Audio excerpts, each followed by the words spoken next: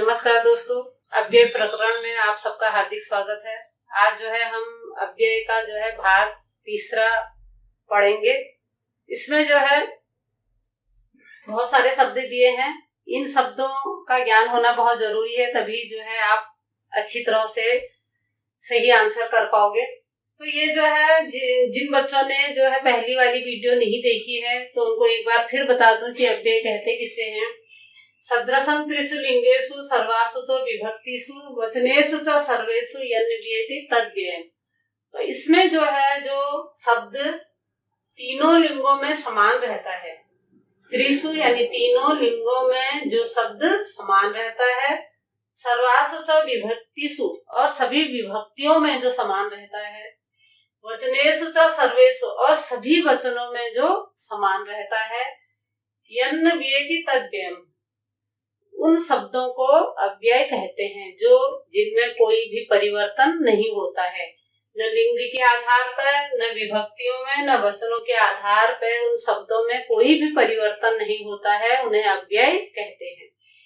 तो ये जो है अव्यय के जो शब्द हैं, सबसे पहले है यहाँ पर एकदा, एक बार। इसकी जो हिंदी अर्थ है वह है एक बार। तो एकदा एकः नृपः आसीत्, एक बार एक राजा था। एकदा इसकी हिंदी हो गई एक बार, एकः यानी एक, नृपः राजा आसीत् था।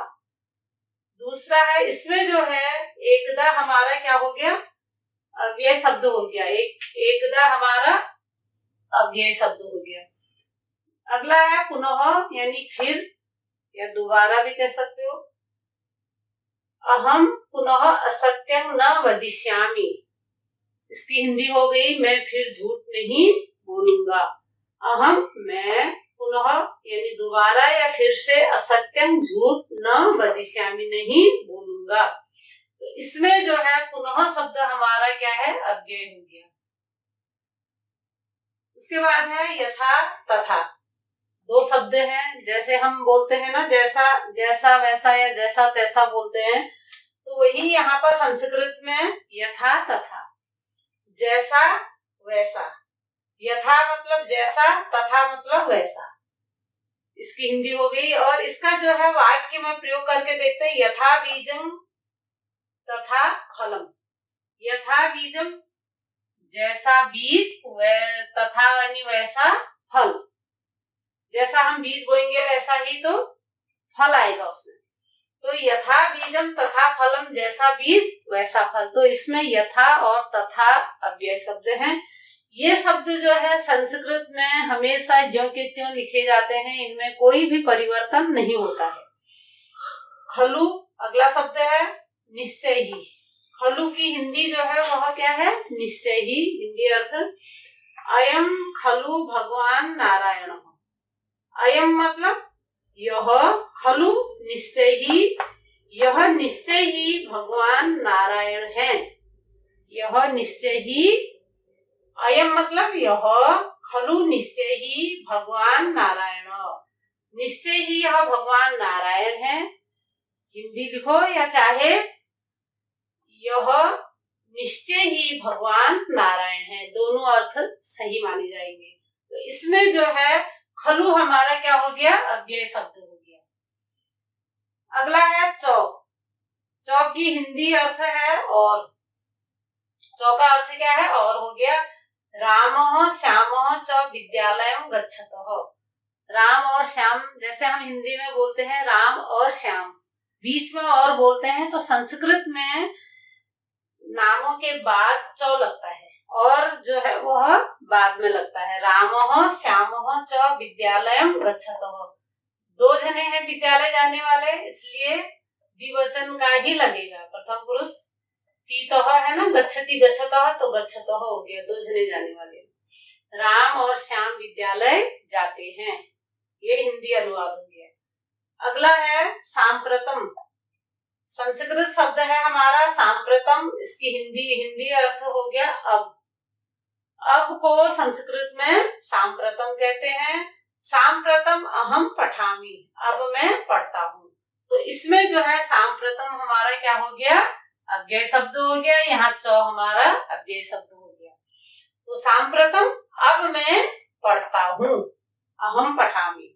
प्रातः शब्द जो है वह हिंदी का भी होता है, लेकिन संस्कृत में भी प्रातः यानी सवेरे, प्रातः को प्रातः ही लिखा जाएगा, सवेरे। अहम प्रातः भ्रमणाय गच्छामि। अहम यानी मैं, सवेरे, भ्रमणाय यानी घूमने के लिए, गच्छामि जाता हूँ। भ्रमणाय, आय यानी चतुर्थी विभक्ति आ गई इसमें, आय आभ्याम एभ्यो रूप चलते हैं, के लिए इसका चिन्ह है। तो भ्रमणाय गच्छामि, मैं सवेरे घूमने के लिए जाता हूँ। तो इसमें जो है प्रातः हमारा क्या हो गया, अव्यय शब्द हो गया। सायं है अगला शब्द, सायं शाम को। सुरेशः सायं भ्रमणाय गच्छति, सुरेश शाम को घूमने के लिए जाता है।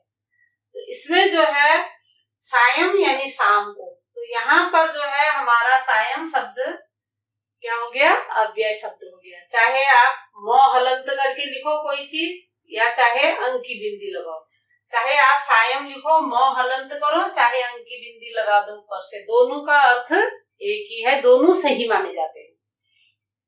अगला है नक्तम, रात को। नक्तम किसे कहते हैं, रात को। हिंदी अर्थ है रात को, इसको संस्कृत में नक्तम कहते हैं।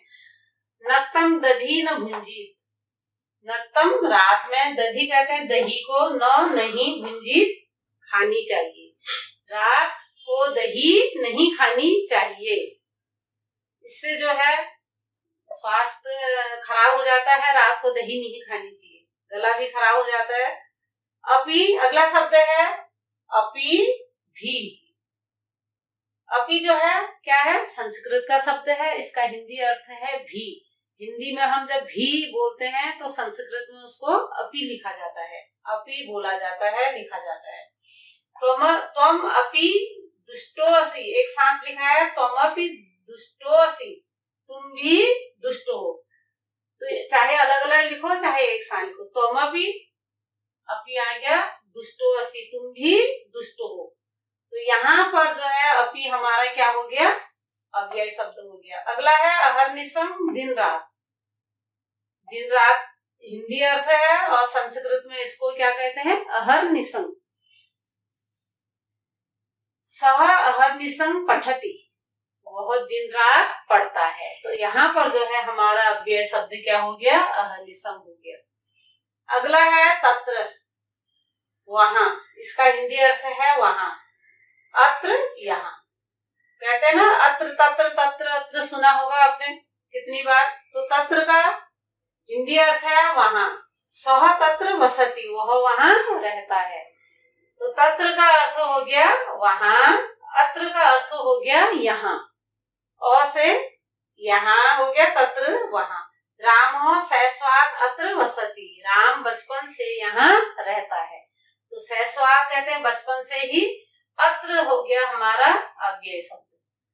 तो ये जो है अव्यय शब्द हैं, इनको आप याद कर लेना। तो ये आप लोगों के लिए बहुत जरूरी है, आप लोगों की नॉलेज में ये शब्द होने चाहिए। तो कैसा लगा ये वीडियो, इसको लाइक और शेयर करें और हमारे चैनल को सब्सक्राइब करें।